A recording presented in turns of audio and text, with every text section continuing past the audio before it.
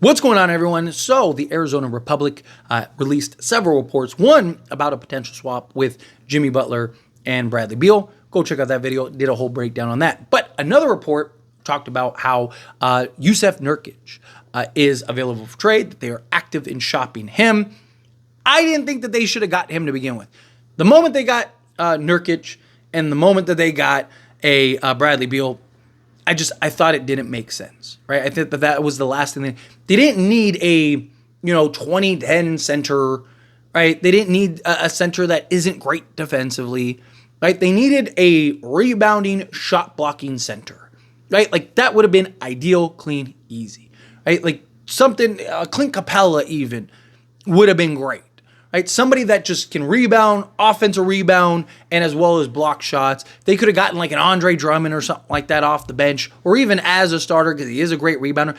You have the firepower between Bradley Beal, Devin Booker, and Kevin Durant. You don't need an offense. You don't need a back to the basket offense. You don't need that, right? Teams can't pack the paint because they got Kevin Durant, Devin Booker, and Bradley Beal. You need that lob threat, that catch lobs, get rebounds, put backs, all that stuff, be physical, give you a presence on the interior. And they still need that, in my opinion.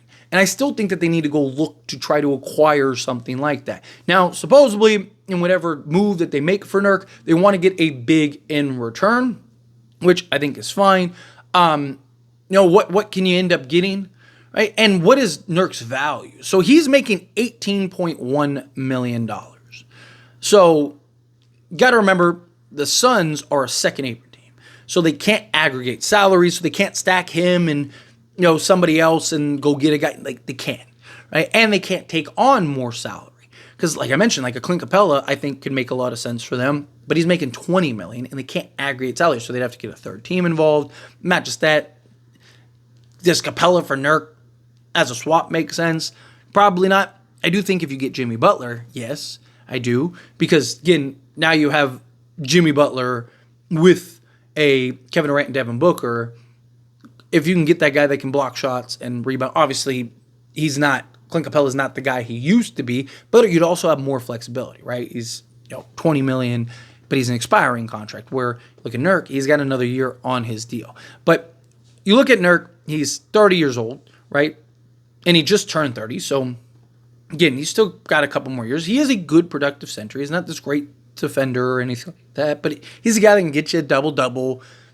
Playmaking is probably the most underrated option, which is what I think Phoenix was looking at it as, is that like, okay, we got Devin Booker, Bradley Beal, Kevin Durant. And you look at last season, they tried to run Bradley Beal or Devin Booker as the point guard, as the playmaker. Problem is neither guy is big enough to play the three.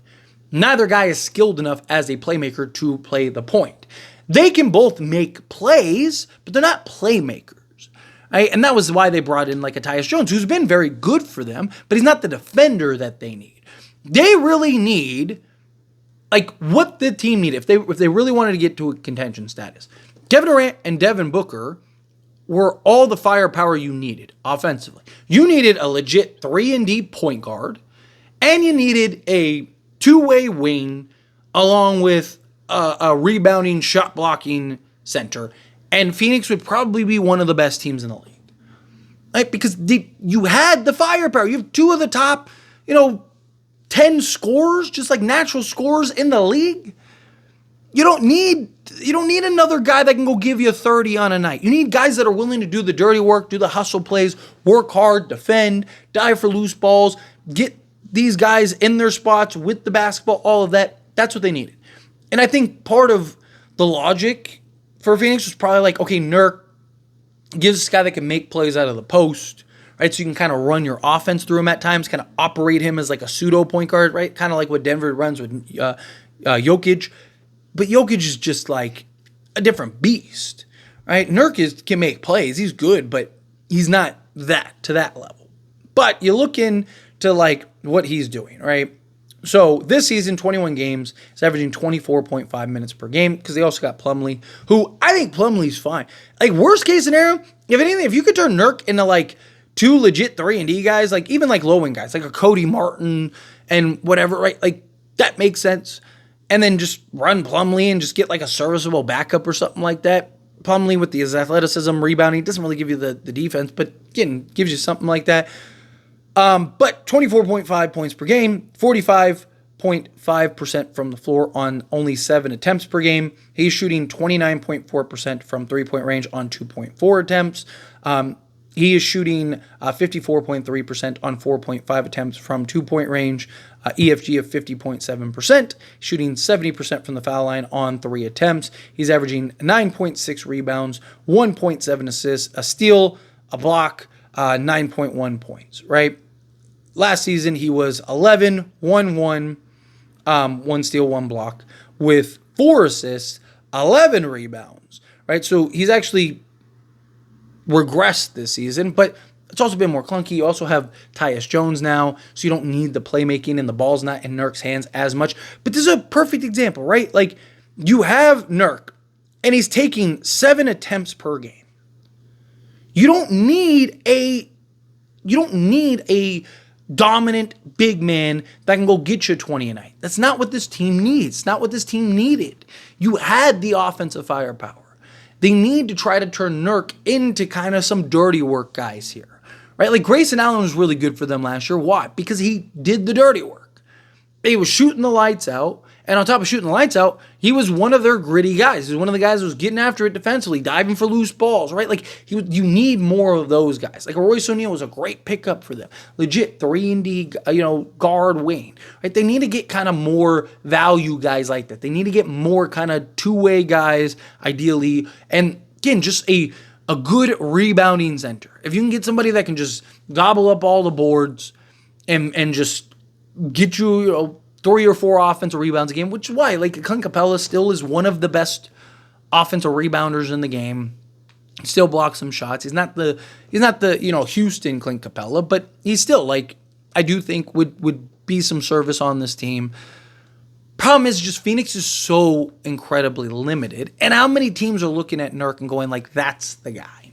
Like, that's the guy we should bring in. That's the guy we should move in. That's the guy that makes sense for the Lakers. Like, that's the guy that, I don't really think that he's the guy that makes sense, right? I don't think that he's the guy that you'll want slotted alongside Kevin Durant, Devin Booker, and Bradley Beal. And then other teams, it's like, again, how many teams need a starting center for one? 2, is Nurk really going to want to be a backup at $18 million a year? 3, it's like, what can Phoenix actually get that makes sense in a return? Look, I understand that they needed to get rid of Ayton. I understand Chris Paul, right? Chris Paul, they probably should have kept. I thought they shouldn't have traded him for Bradley Beal, personally. That's who they should have kept. Because he would have kind of put everything together, right? Ayton, I get you wanted to trade him, get that done, fine. But I think instead of trading Ayton for a Nurk, they should have looked to turn Ayton into multiple pieces that kind of fit a need and can play the role that this team needed overall. Like, if he could have turned Ayton into Robert Williams and a Malcolm Brogdon, right? When that ended up getting done, right? Like, if he could have done something like that, like, perfect. Rather than like, oh, hey, let's go get Nurk, right? That's just not, in my opinion, not what this team needed. I don't think that they needed that on-ball, dump it down, let him go to work type center. No, he's barely getting shot attempts and so you're basically neutralizing what he's best at. A guy that can give you buckets, go be a 18 to 20 point a game guy, get to 10, 11 rebounds a game, big physical center that can be a big physical presence on the interior, right? Again, he's not this like great defensive guy, but he's gives you what you need as far as size-wise goes, right? I do think in the right situation, on the right team, in the right environment, I do think he makes some sense, but it's just Phoenix just made all the wrong decisions. And now they're trying to figure it out and scramble. And it's tough, right? Like, I also think that if you trade, here's the thing. I think if you trade for Jimmy Butler, it changes like what you need, right? Because right now, if you have Bradley Beal, you have some specific needs. But if you go get Jimmy Butler instead, right? Well, now you kind of got one of those two-way guys.